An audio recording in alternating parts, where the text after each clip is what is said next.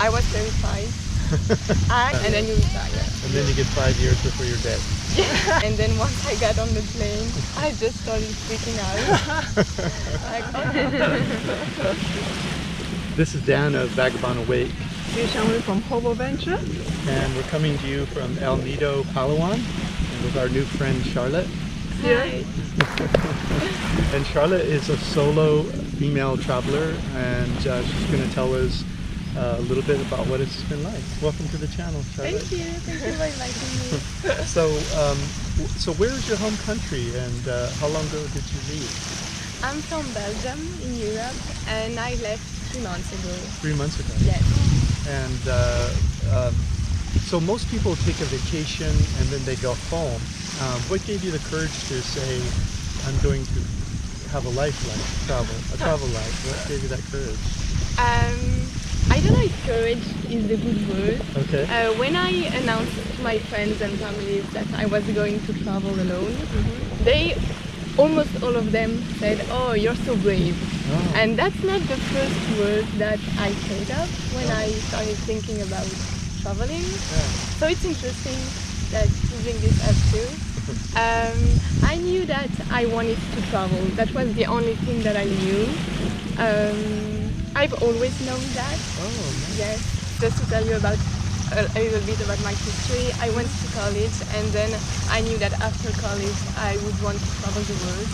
So after college I went to Australia, but then the pandemic hit, so I had to go back home. Right. I was supposed to stay there 6 months, and I only stayed there 3 months, a bit less. So then the pandemic hit, I went back to Belgium, and I spent 2 years waiting to travel again. Wow. So it was a long time. It gave me a lot of time to think, and the need to travel, the desire to travel just went growing. So when the pandemic got better, I started thinking about how can I travel, and at the same time I want to do that all the time, not like 2 weeks a year or 1 week every 2 months. Right. So I started thinking about ways of traveling and without having to come back to a job. Right. So it took me a long time to figure out how I would do this. Right. So first I thought of many different things. I thought about being an au pair. Au pair, yes. Right. But then I would get stuck in one place for a long time, and that wasn't interesting to me. So then I thought about working for NGOs, doing internships abroad, but that would mean staying again in the same place for a long time. Right. And I wanted to see many different things, and yes, just to be traveling a lot. So then I thought about becoming a freelancer. And that would allow me... Becoming a what? Freelancer. A freelancer, yeah, okay. That would allow me to work and travel at the same time, and I thought this is the perfect solution. Right. I can earn money and travel and don't worry about coming back home to a job or anything. Right. So, to come back to your question. The desire to travel was so intense, and I knew it for a long time that I wanted to do it. I don't really know why I want to do it. It's just been in me for a very long time. How long ago? Like, would you remember it as a young child? When I was in high school, one of my friends took a gap year, and she went to Australia, and she invited me to come with her to Australia. So we were 18 at that time, and I just thought, I think I need to go to college first and then start traveling. Right. I think it's the good way to do it, because I'm not sure I will want to go to college after being abroad for a long time. So I just thought, okay, so when I was 18, it was already there. And yes, so then I went to college for 5 years, and it stuck in my head, it got stuck in my head. And so yes, once I finished college, the first thing I did was go to Australia. Wow. How is your feeling when you first step on the plane? You know that you're going by yourself to a country that you've never been. How you feel? So I didn't went alone to Australia. I went with my boyfriend at the time. Okay. But when I when I started traveling 3 months ago, I was alone. Yeah. And my first stop was Hawaii. I was terrified. I had been so excited for so many times to go to Hawaii. I was planning Hawaii for like 6 months before going. And it was just excitement. I was so happy I was doing it. And then once I got on the plane, I just started freaking out. Like, okay, this is happening right now. Yeah, so I freaked out a lot. Right. And so did you look at different kinds of freelancing, and how did you settle on which one that you... So I studied translation, so it was kind of obvious. I love languages. Oh, in college you studied translation? Yes, in college I studied translation. But then I got, during the pandemic I worked in Belgium, but in different jobs, so many different things. Right. That just required to learn to speak English and French. So it was, when you speak many languages, it's kind of easier to find a job. Yeah.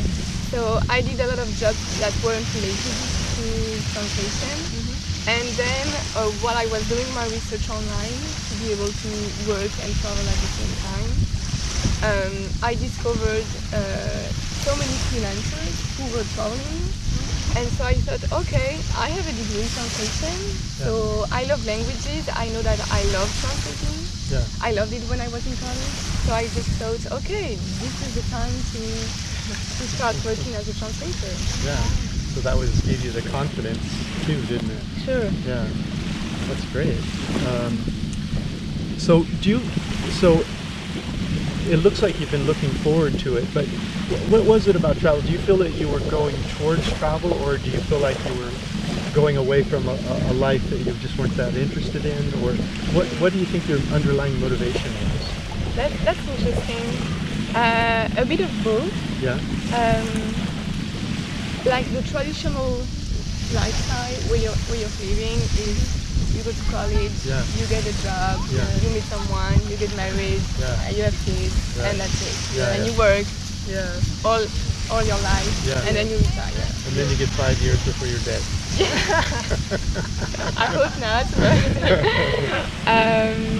And that didn't make any sense to me, because then people were like, yes, but we're going to be working for like 30, 40 years, then travel when we'll be older, and that doesn't make any sense, because if I want to travel now, and the best time to do it is when you're young, that's my opinion. So I didn't want that way of life, get a job, get married, have kids. Maybe later, I'm not saying it's not a good thing, it's just not for me right now. And so I didn't want the life I was having in Belgium. I was very happy. I have a lot of friends, I'm close to my family, everything was okay. But I knew I wanted more.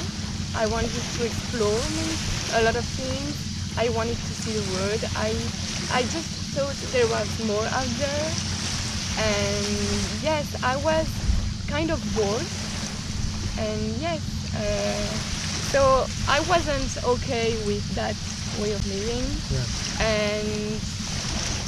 and yes, traveling, it's just always been there.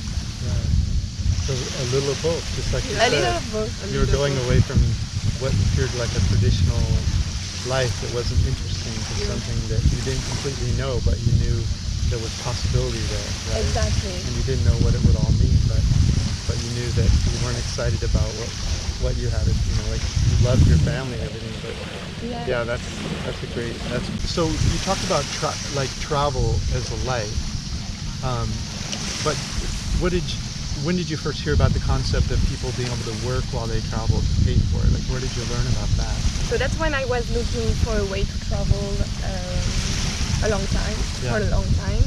So during the pandemic, I was searching, like I said, for au pair jobs, internships abroad.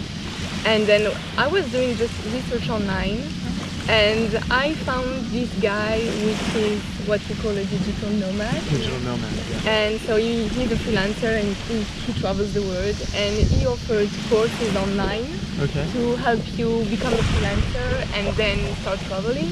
Okay. And it was just so, when I found it, it was like a no-brainer.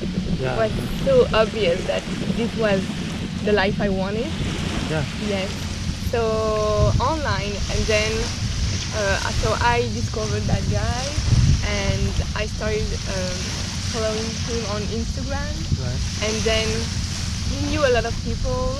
He had a podcast. He was interviewing a lot of people who had the same lifestyle. Right. So I started learning a lot about this, listening a lot about people traveling and working at the same time. And yes, I just thought this is the perfect combination for me. Right. Yes. So online, just searching for a way to travel and to earn money at the same time. To pay for your Yes. life. And you are one of their people, so you are sharing your experience right now. Yeah, you're one of those people. Yeah, you're giving a very good information for the people who want to travel and they are scared to travel. So that completes part 1 of this video with Charlotte. And part 2, Charlotte will talk about safety as a female travel and costs. And so just click the link below this YouTube video, and that'll be over on Chung Hoi's channel, Hobo Ventures. Come on over and take a listen. Thanks for listening. Please make sure to like, comment, and subscribe, and click that notifications bell, and we'll see you in part 2.